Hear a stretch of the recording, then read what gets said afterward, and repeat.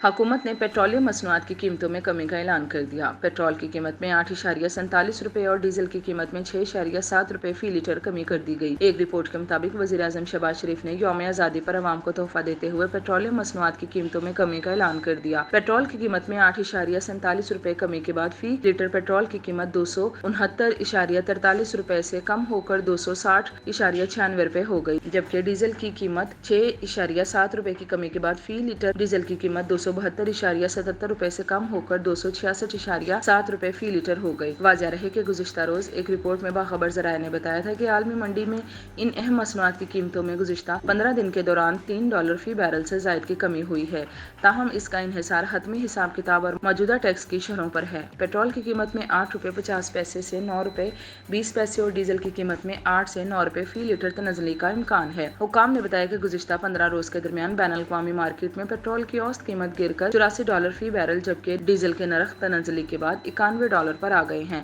موجودہ 15 دن کے دوران دونوں مصنوعات پر درآمدی پریمیم پیٹرول پر $9 اور ڈیزل پر $5 فی بیرل پر برقرار ہے۔ دوسری طرف ڈالر کے مقابلے میں روپے کی قدر میں معمولی کمی ہوئی۔ 31 جولائی کو وفاقی حکومت نے پیٹرول کی فی لیٹر قیمت میں $6.17 اور ڈیزل کی فی لیٹر قیمت میں $10.86 کی کمی کی تھی، جس کے بعد پیٹرول $269.43 اور ڈیزل $272.77 میں دستیاب تھا۔ حکومت میں موجودہ فنانس بل میں پیٹرولیم لیوی کی زیادہ سے زیادہ حد $70 فی لیٹر کر دی ہے، تاکہ اگلے مالی سال میں 12.80 ارب جمع کیے جا سکیں۔ اس کے برعکس گزشتہ مالی سال کے دوران حکومت نے اس مد میں $960 ارب حاصل کیے، جو $869 ارب کے ہدف کے مقابلے میں $91 ارب سے زائد ہیں۔ حکومت پیٹرولیم اور ڈیزل دونوں مصنوعات پر تقریباً $78 فی لیٹر ٹیکس وصول کر رہی ہے۔ اگرچہ تمام پیٹرولیم مصنوعات پر GST صفر ہے، حکومت دونوں مصنوعات پر $60 فی لیٹر پیٹرولیم ڈیولپمنٹ لیوی وصول کر رہی ہے، جس سے عام طور پر عوام متاثر ہوتے ہیں۔ حکومت نے تقریباً $18 فی لیٹر کسٹم ڈیوٹی عائد کر رکھی ہے۔ اس کے علاوہ تقریباً $17 فی لیٹر ڈسٹری بیوشن اور